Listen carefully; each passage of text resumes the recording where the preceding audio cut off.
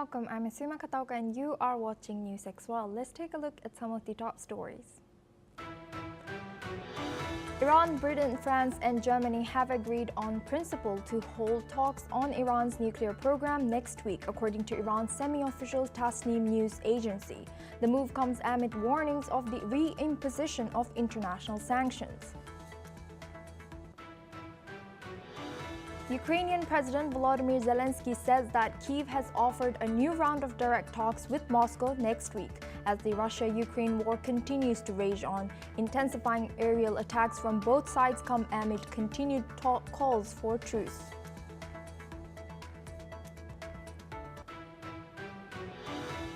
Meanwhile, twin earthquakes struck off Russia's Far East Kamchatka region, including a powerful 7.4 magnitude and a 6.6 magnitude quake at a depth of 10 kilometers, according to the German Research Center for Geosciences. Greek and Turkish Cypriots marked the 51st anniversary of Turkey's 1974 invasion of Cyprus, an event that still divides the island and influences regional politics. Air raid sirens sounded across the Greek Cypriot south at 5:30 a.m. local time to commemorate the moment Turkish troops landed in the north following a Greek-led coup.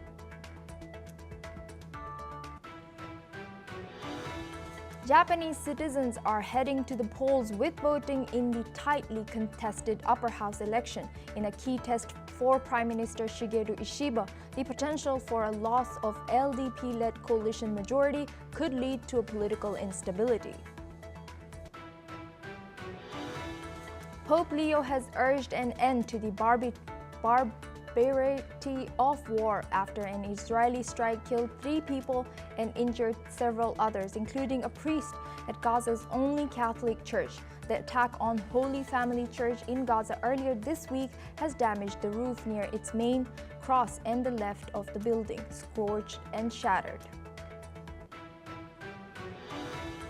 Meanwhile, THE reported the death toll from Israel attacks on Gaza aid sites yesterday has now risen to 39. According to the Gaza Civil Defense Agency, questions have been raised by humanitarian groups over the safety of GHSF aid sites in Gaza following potentially hundreds of casualties. At least 10 people have died with others missing after heavy rainfall leading to flash flooding and landslides. Search and rescue operations are ongoing with fears that the death toll could rise in South Korea. The Japanese public has voted in a crucial upper house election that could reshape the political future of Prime Minister Shigeru Ishiba. His ruling coalition is fighting to hold on to its majority, a majority it already lost in the lower house last autumn. Today's vote comes amid widespread public frustration over soaring living costs, tax policy, and immigration themes that have fueled support for smaller nationalist parties like the right-wing Sanseitou. The polls close at 8 p.m. local time today, with early next polls from Japan's NHK broadcaster indicating a significant setback for the ruling bloc. According to exit polls by NHK, Prime Minister Ishiba's Liberal Democratic Party is projected to win between 27 and 41 seats, while its coalition with Komeito is expected to secure between 32 and 51 out of the 125 contested, likely falling short of maintaining a majority in the upper house. The exit polls predict that the coalition is on track to lose control of the chamber, a major blow to Ishiba's already vulnerable administration. The final results could have wide-ranging impacts on Japan's economic policy, its negotiations with the United States in regards to the tariff war, and the political stability of the world's 4th largest economy. Now we're joined by Tetsuya Yamashita. He's a mentor and business consultant joining us live from Tokyo, Japan. Thank you for joining us today. Welcome to NewsX World. Now, with Sanseitou and other parties gaining traction by opposing immigration as well as pushing tax cuts, Is Japan seeing the rise of nationalism or just voter fatigue with the current establishment, according to you?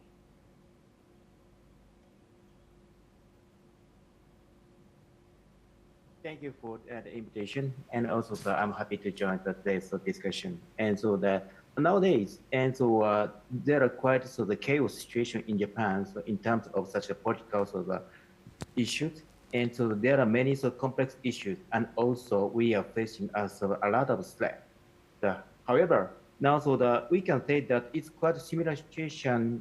Like United States now, highly quite the aggressive populism affects now this kind of political situation, and exactly some the quite aggressive party, they are claiming such kind of the immigration issue and also national security, etc. However, most people now prefer to stay calm and also prefer to take a more stable situation and more conservative way.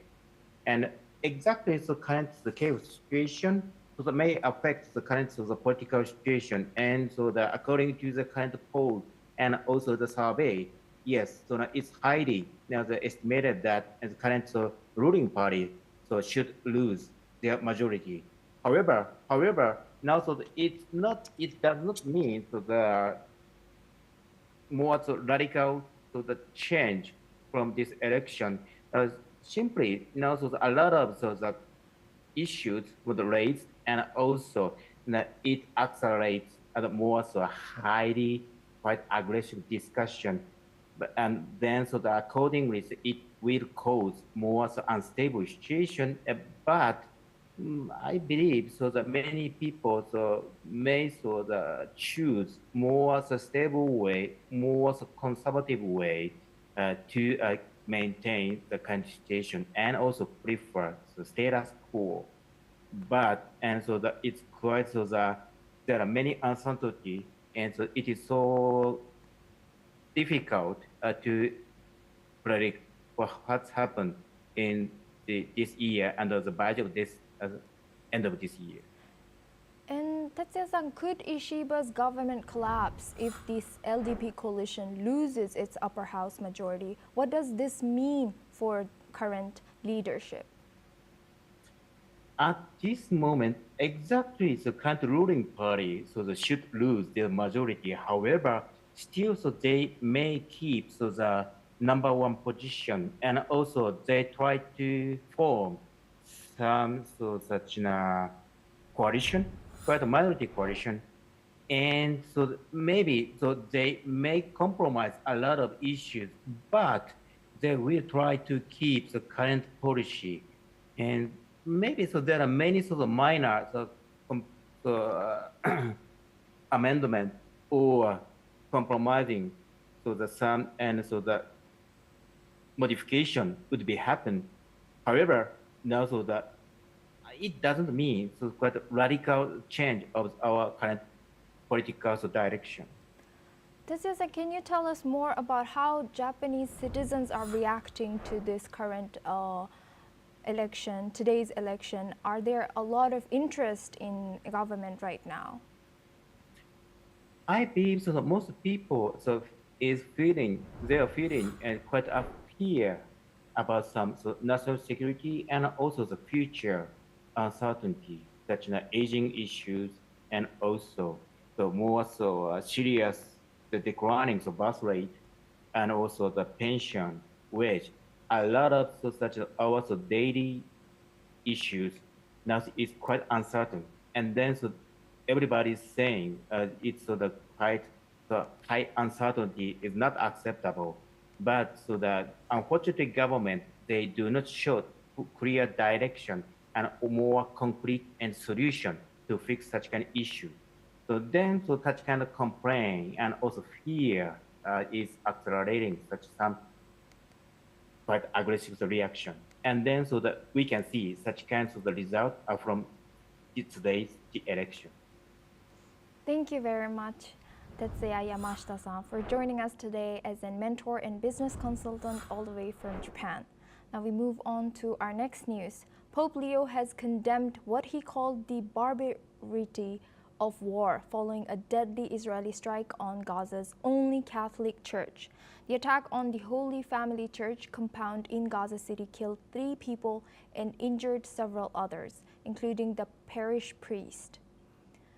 The strike hit near the church's main cross, damaging the roof and shattering windows. Speaking after his Angelus prayer on Sunday, the Pope read out the names of the victims and expressed deep sorrow. He urged the international community to uphold humanitarian law, calling for an end to collective punishment, indiscriminate force, and the forced displacements of civilians. Now we're joined by Peter Baum. He's a foreign editor at Weekly Blitz. Thank you, Peter, for joining us today. Good to see you. Now, what impact does the Pope's public condemnation of Israel's military actions, like the strike on Gaza's Catholic Church, have, according to you? Good afternoon, and thank you for having me again. I think the Pope's comments have been very, very measured. The unfortunate attack on the church in Gaza, for which the Israelis immediately contacted the Vatican and apologised for this act, could have been an absolutely shocking public relations disaster for Israel and her supporters. However, the exceptionally measured response of the new Pope and his following comments in generalising about the barbarity of war, albeit with some indications that he is violently opposed to the displacement of any peoples, including the Palestinians, I think should be taken as a sign of almost a change of political tact within the rhetoric, within the Vatican's diplomacy. Clearly, in my opinion, at the moment, the current Pope, in his very measured response to the Israeli actions and to the conflict in Gaza in general, should be welcomed by the State of Israel and those who support the State of Israel.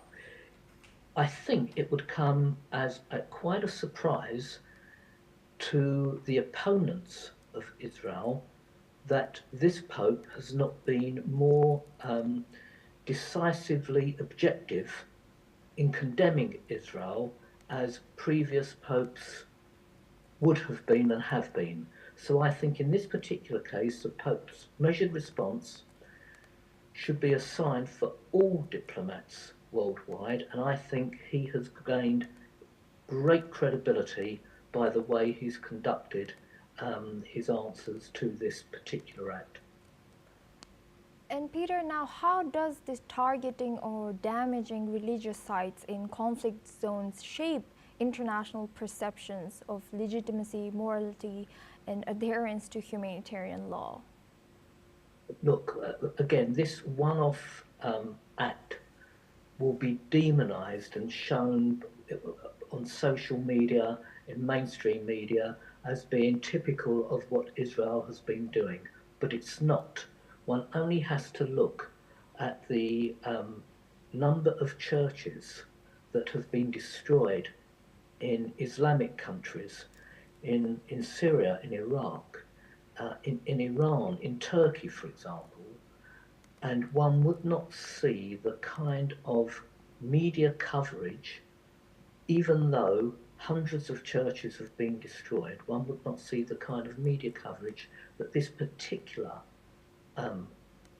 act has received, because it's the Jewish state of Israel and it's against the Palestinians. So from an Israeli perspective, it could have been a public relations disaster.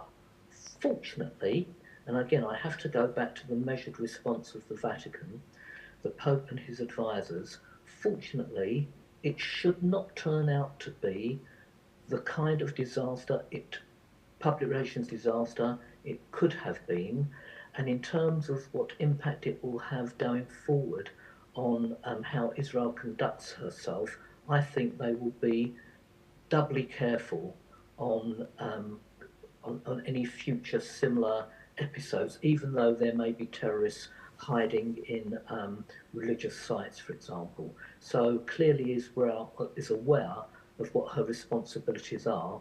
I only wish other nations were equally aware of the responsibilities they have when damaging religious sites. Thank you very much, Peter, for sharing that insight. Please stay with us as we stay on this region. A tense calm returned to the Syrian city of Sweida today following a week of deadly clashes between Druze fighters and armed Bedouin tribesmen. Security forces were deployed in Al-Mazrah village near the city to block further entry of Bedouin tribesmen. One tribal member said they would wait until 1 p.m. local time for Druze fighters to hand over weapons, casualties, and bodies from recent fighting. Residents reported no gunfire today morning, and a Druze source confirmed relative calm in most areas. Let's listen in to what one of the local tribesmen had to say. ساعة واحدة طلع اتفاق خلصوا سلموا أسلحتهم وسلموا الجرحى وسلموا القتلى سلموا ما سلموا ساعة واحدة يا نيلهم يا نموت موتة واحدة يا ناخذها منهم ما عاد نصبر عليهم أكثر من الساعة واحدة للأمن العام هسه الناس تكتفوا وترجع وتخلص شغل للأمن العام على راسي من فوق ومن بعد الساعة واحدة. The violence began a week ago and escalated despite government troops being sent to contain it. Damascus troops were later accused of abuses and withdrew after Israeli strikes and a Wednesday truce. A new ceasefire announced Saturday quickly broke down, highlighting the challenge facing interim President Ahmed al-Sharat as he struggles to impose order across the fractured country. Now we go back to our guest discussion with Peter Baum. Thank you, Peter, for staying with us. Now, how do tribal and ethnic identities shape the dynamics of such conflict and peace-building efforts in regions like Sweida? Yeah, the Syrian situation is a very, very complex one for all interested parties. Clearly, the Syrian government had made the new Syrian government made every effort possible to bring in the West, the European Union, the Trump administration, etc. And at the beginning of his reign, they have welcomed him with open arms and indeed funded and have promised more funding to him.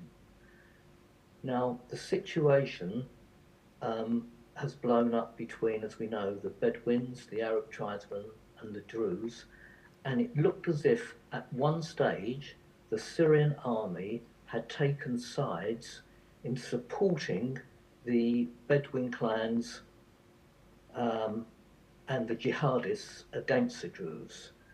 Now, the new Syrian government realized very quickly that if they were to be considered to be a true player in the region and to gain the respect of those that matter, the European Union and the Americans, they would have to row back on their natural instinct and ideology to support the anti-Druze factions.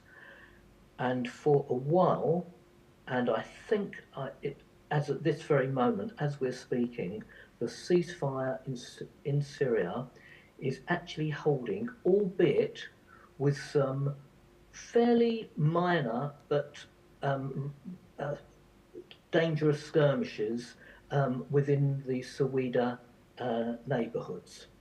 So the new Syrian regime will have to come down very strongly on these armed militia factions, the Bedouin clansmen and other bussed in. Let's be frank, there have been reports of Chechens being bussed in to fight against the Druze.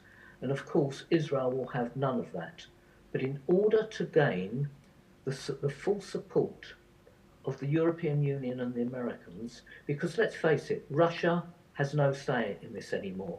Russia's military presence and political credibility vanished with the fall of Assad. Peter, Turkey, I'm Peter, sorry. I'll have to stop you there, but thank you very much for joining us today and sharing your insight throughout our news.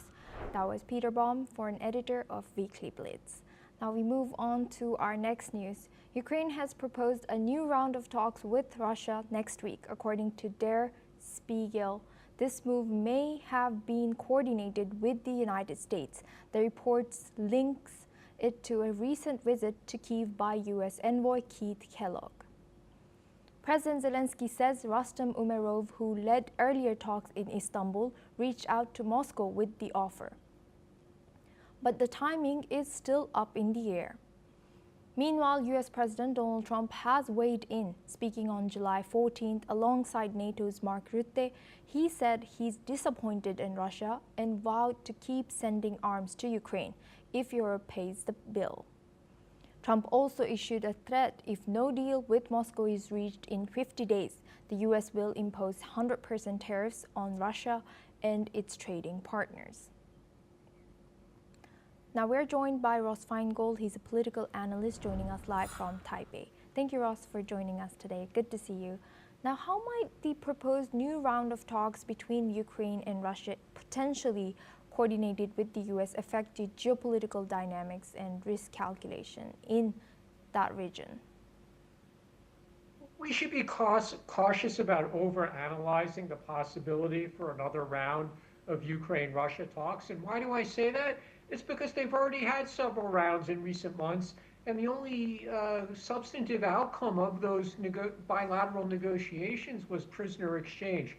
So it's certainly possible that Ukraine wants another round, and they appear to have proposed that directly to Russia.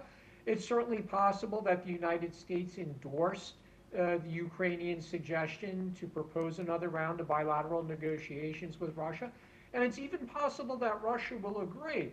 But the key thing is, should we be optimistic that something substantive will come out of another round of bilateral negotiation between Ukraine and Russia? At the moment, it's hard to be optimistic. Thank you, Ross, for sharing that. Please stay with us as we stay on this topic. Now, a 78-year-old woman has died in the Sumy region as a result of a Russian drone attack on a residential area. This is according to the State Emergency Service of Ukraine. This comes as Russia had launched a total of 57 drones across Ukraine overnight, 18 of which were shot down per the Ukrainian Air Force.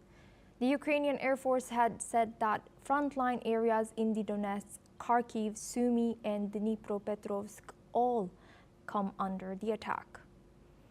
Additionally, a pensioner was injured in the Zaporizhzhia region and 2 people were injured in Kherson. The war in Ukraine has been raging on since 2022, with repeated peace talks failing to end the war. Now we go back to our guest discussion with Ross Feingold. He's a political analyst. Thank you, Ross, for staying with us. How might this continued violence, despite repeated peace talks, influence international stakeholders' willingness to engage diplomatically or increase military support? It's clear that the European countries, whether that's Poland or Germany, France, the United Kingdom, Italy, at the moment, they are still very steadfast in their support for Ukraine, which includes financial support as well as military support. And we have the recent development when Mark Rutte, the Secretary General of NATO, met with President Trump last week, which was a commitment by European countries to buy from the United States more military equipment and to transfer those purchases to Ukraine.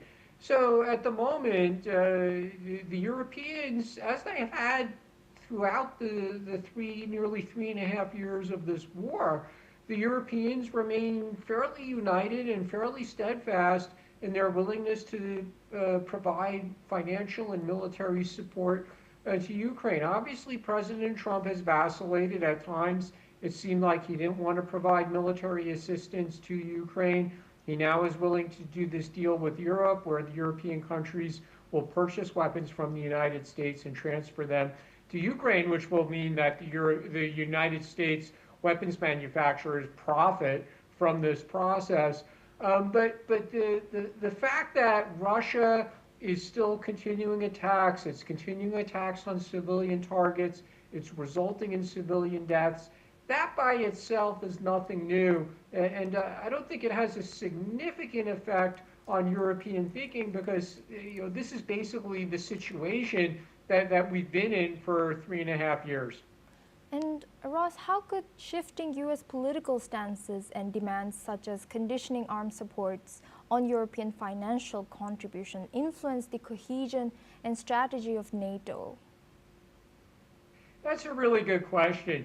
The key thing I would say at the moment, as of today, is that the key European countries, the largest financial and military powers in Europe, they still seem to be united in their willingness to support Ukraine, both financially as well as with military aid. And those key countries include Poland and Germany, France, the United Kingdom, Italy, as well as some of the smaller European countries as well. So that situation remains unchanged, and I'm sure Ukraine is very grateful, because again, the policies of the Trump administration have vacillated a bit in the 6 months that the Trump administration has been in office.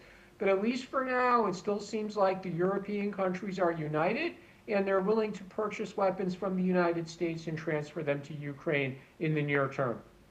Thank you very much, Ross Feingold, for joining us and sharing your insight as a political analyst throughout our news. Well, that's all we have time for. We will continue to bring more news updates from around the world.